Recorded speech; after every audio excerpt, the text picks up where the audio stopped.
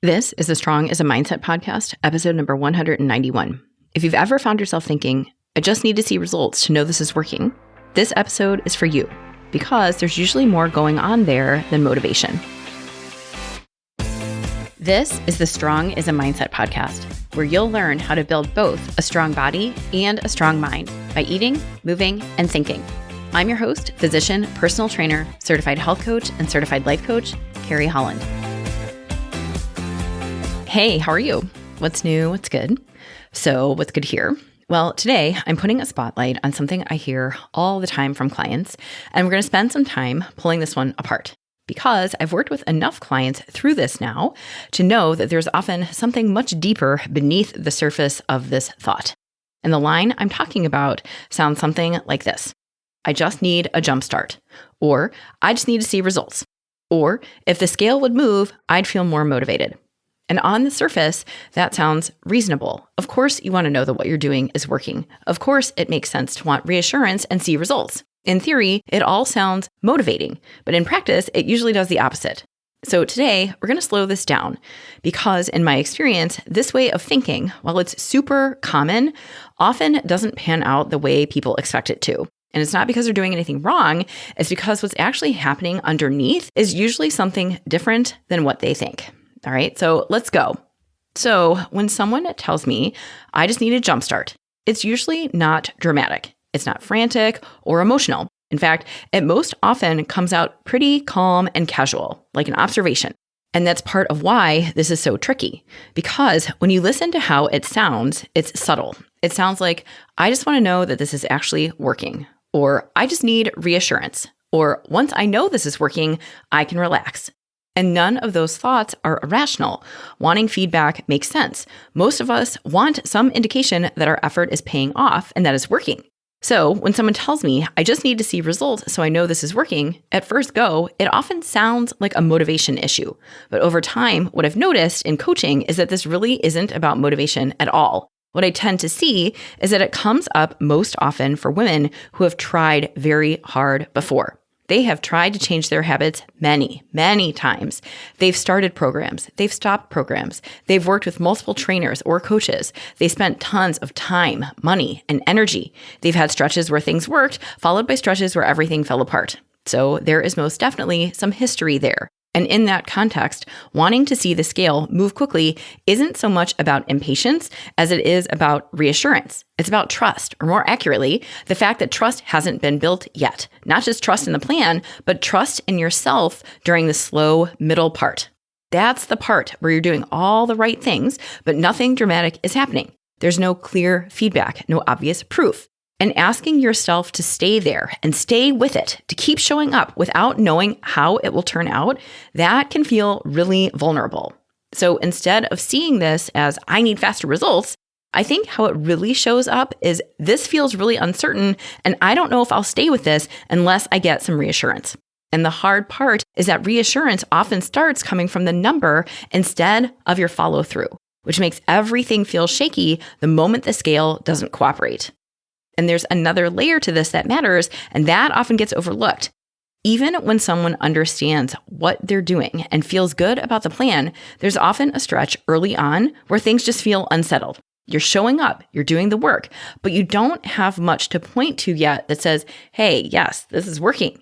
And sitting in that space can be harder than people expect, especially if you're someone who's used to seeing a clear cause and effect really quick. And what's uncomfortable here usually isn't physical. It's not hunger or workouts or effort. Most often, it's emotional discomfort. It's the uncertainty that comes with waiting. It's wondering if what you're doing is enough. It's doing the right things without immediate feedback. Or it's worrying about what it will mean if this doesn't work again. The emotional side of change doesn't always get much attention, but it is in fact very real. So that space between effort and visible results is especially uncomfortable for high achievers. When you're used to working hard and seeing outcomes, being asked to stay consistent without proof can feel super vulnerable. And when that discomfort shows up, it makes sense that your brain says, hey, no, thank you. Let's make this discomfort go away as fast as possible. And then your brain does something very predictable. It looks for something concrete. It looks for evidence that says, relax, you're good, you're safe. And the fastest way to get that feeling is often a lower number on the scale, or a visual change, or a smaller pant size, or really any kind of external signal that things are moving in the right direction. That's why this isn't about impatience. People aren't trying to lose weight faster just for the sake of speed. It's way more than that. They're trying to shorten the time they have to sit with uncertainty. They're trying to feel less exposed and less vulnerable while they're in the middle of change when the outcome is not guaranteed. And that's why I think it's important to clarify that what's happening here is really not a motivation issue. It's an emotional regulation issue. And what I mean by that is this. It's about how we manage the discomfort that comes up while we're waiting.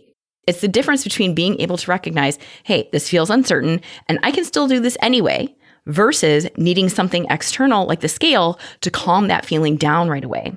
So do you see the difference?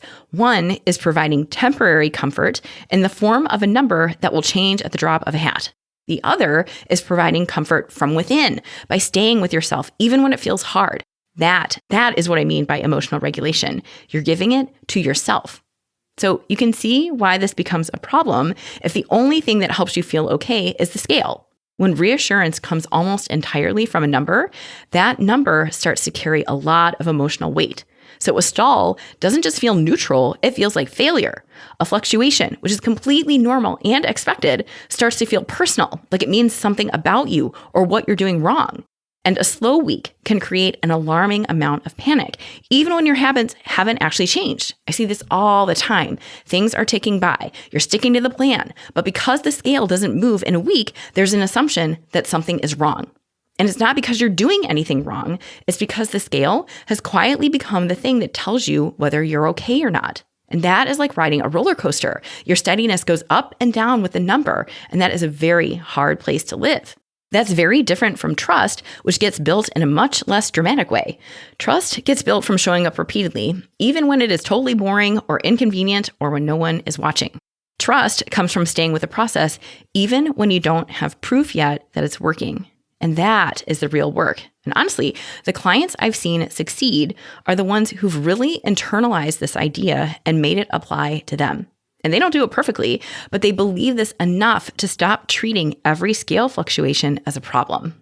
But let's talk about why wanting that jumpstart feels so compelling in the first place, because that is not random. When the scale moves early on, it creates a sense of relief.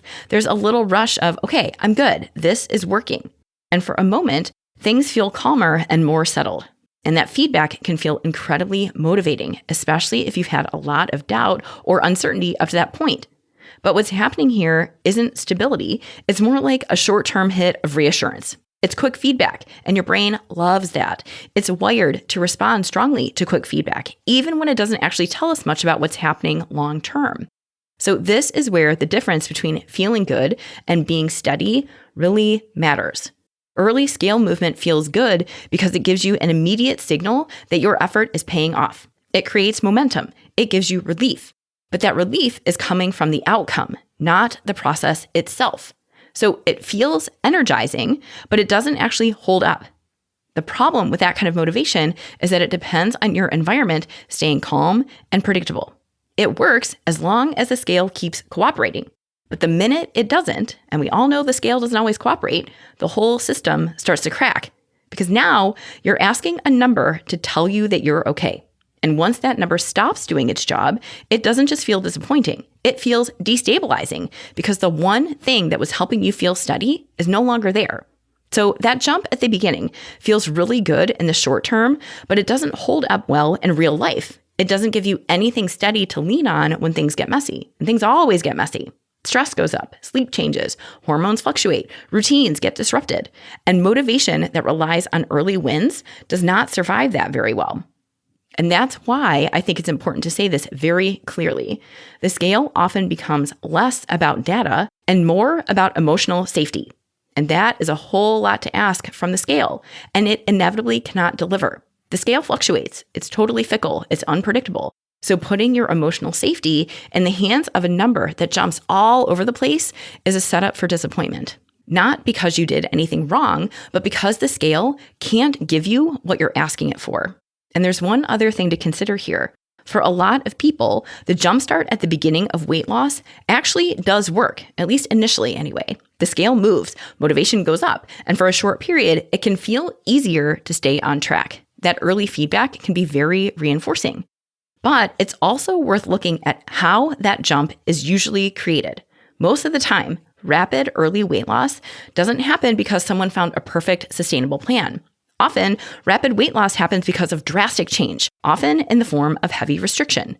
Calories get slashed, carbs get cut, eating out disappears, flexibility goes out the window, or life gets narrowed down into a very tight lane where everything revolves around staying on the plan. I see this all the time. And that level of intensity can be effective in the short term, but it often requires more focus, control, and rigidity than most people can maintain once real life shows back up. The problem usually isn't that the jumpstart stops working. It's that the behaviors required to keep it going inevitably clash with stress, schedules, hunger, fatigue, all of the realities of being an adult with a full life. And when that happens, you often don't just lose momentum, you often lose trust in yourself because it feels like, oh gosh, I had this, and then I couldn't hold it together anymore. When really, the approach was never designed to be sustainable in the first place. That is a really, really important distinction. Because once you've had to use that kind of intensity to get results, even if those methods aren't sustainable, it makes total sense that you keep reaching for intensity when things slow down. It's familiar. It's what worked before, even if it eventually didn't. And I'm going to zoom out a little and share what I actually see happen when someone leans too hard on getting the early jump. When the scale becomes the thing that's providing reassurance, people usually start watching it much more closely. They check it more often. They think about it more. And when it inevitably stalls or fluctuates, that calm they felt earlier starts to slip. And that stall doesn't feel neutral. It feels unsettling. And when the number doesn't behave the way it did at the beginning, people often assume they did something wrong. So the instinct is to start changing things. And it's not because anything is broken, but it's because the reassurance they were getting from the scale disappeared. That's when the tightening behaviors tend to show up. People eat a little less. They skip a meal. They add even more cardio. They start second guessing the decisions that were actually working just fine a week earlier. And the plan gets questioned, not because it's flawed, but because the reassurance they were getting from the scale went away. And over time, that creates a feeling of being betrayed by the whole process. You might start thinking to yourself, I'm doing what I'm supposed to be doing, so why isn't this working? Even when nothing has actually gone off the rails. And one of the hardest patterns to watch is how often people give up right before progress would have showed up. Not because the plan failed or because they did anything wrong, but because the early feedback faded. The scale stopped moving the way it did in the beginning, and without that reassurance, everything started to feel harder. And what's interesting is that when this happens, people don't usually say, I'm quitting. More often, they say things like, I don't think this is working, or maybe I just need a different approach, or I'm not sure if this is worth it. And it sounds reasonable, it sounds thoughtful, but underneath it, what's really happening is that they're being asked to stay in a process without proof. And that is uncomfortable. So the plan gets abandoned. Not because it failed, but because it stopped giving quick feedback. And when you've been relying on fast early wins to feel okay, it's pretty hard to tolerate that shift toward patience, steadiness, and self-trust. That is a big, big transition to make. And most people underestimate how uncomfortable that can be. And that is the real cost of chasing the jump. It doesn't just make things feel stressful in the moment. It makes it super hard to stay in the work for a long enough time for the slower, more meaningful changes to happen. And I want to make something else clear here. I'm not saying this because I think people are doing it wrong. I'm saying it because I've seen it enough times now to know how easy it is to mistake uncertainty for failure. So if you're hearing all this, and if you're starting to see that chasing an early jump can create fragility, the natural question becomes, okay, so what actually works instead? And this is where I want to be very careful because this is often the part where advice turns into total cliches, like just be consistent or just follow through, as if you haven't already tried that. So what I mean here is more specific. Motivation that lasts doesn't come from outcomes. It comes from follow through, but not follow through in the sense of pushing harder or being more disciplined. I mean, follow through in the sense of doing what you said you would do, even when it doesn't immediately reward you. That is a very different skill, and it matters a whole lot. Early on in a process, motivation often feels like excitement. There's energy. You're thinking about it more. You're talking about it more, noticing every little sign that things are moving in the right direction. And that kind of motivation feels good because it's emotionally rewarding. It comes with momentum and a sense of possibility. But that phase doesn't last forever, and it's not meant to. And as the newness wears off, motivation often changes shape. It becomes quieter, but more steady. And that shift can feel unsettling, especially if you're used to relying on early excitement to keep yourself going. And the tricky part is that steadiness doesn't come with the same emotional payoff. There's no rush. It often just feels like repetition, doing the same things over and over again without much excitement. And for a lot of people, that's when doubt creeps in because the process no longer feels rewarding in the same way. And what's important to understand is that this isn't a drop in motivation. It's actually a transition. It's the point where progress stops feeling exciting and starts requiring trust. And when I say trust here, I don't mean trusting the scale or even trusting the plan. I mean trusting yourself. This is where trust shifts from the outcome to you, that you can stay consistent even when you're not getting much feedback, because this is the phase where the real change is built. And the reason I'm spending so much time on this isn't to talk anyone out of wanting results, not at all. Instead, it's to help you see the difference between motivation that depends on intensity and motivation that can survive real life. Once you see that difference, you can stop treating every stall like a problem and start paying attention to the habits that actually hold up over time. And here is where I want to offer a really simple shift. This is not about effort. It's about what you're using as proof. When you're chasing a jump, the question you often ask is it working yet? And most often, I find what you usually mean is the scale giving me reassurance yet? But a more helpful question is something like, am I doing what I said I would do even without the reward? Because that's the skill that actually makes this sustainable. That's the thing that holds up once the scale stalls or when your week gets messy or when nothing dramatic is happening. If you want something to track in the short term, track your follow through, track your consistency with the basics. Track whether you're keeping promises to yourself without needing the number to cooperate. Because honestly, that is the kind of evidence that will build confidence and real self-trust that lasts far longer than any scale number ever will. And the reason this matters so much is because the way you define progress is going to determine whether you stay long enough to actually see it. You can decide now, ahead of time. I'm going to measure progress by my consistency, first and foremost. That shift alone will change everything. So, if there's one thing I want you to take away from this episode, it's this. Wanting a jump in your weight loss isn't wrong. It doesn't mean you're impatient or undisciplined or doing it the wrong way. Most often, it means you're uncomfortable in the middle, in that space where you're showing up, but you're not getting much feedback yet. And that is an important place to pay attention because in all honesty, the urge to rush ahead, that's often a signal. It's a signal to stay with it. It's a signal to let progress be more subtle than you expected. It's a signal to build something that doesn't rely on intensity or restriction or constant reassurance to hold it all together. When you can shift the question from, is this working, to, am I doing what I said I would do, even when it feels boring or uncertain, you change your entire relationship with this process. You stop outsourcing your confidence to the scale. The number stops determining whether you're okay or not. And instead, you start building a foundation of habits that feel steadier because it holds up when real life happens. And if you want help with this, let's talk. If you've been chasing a jumpstart because you don't quite trust yourself to stay when things slow down, that is exactly the kind of work we do in coaching. Coaching isn't about pushing harder or finding the perfect plan. It's really about learning how to follow through without needing constant proof and building confidence that doesn't disappear when life happens. Check out my website, send me a message at www.carriehollandmd.com/contact, and let's talk about how coaching can help you. All right? Thank you again for hanging out with me, and I'll catch you again next week.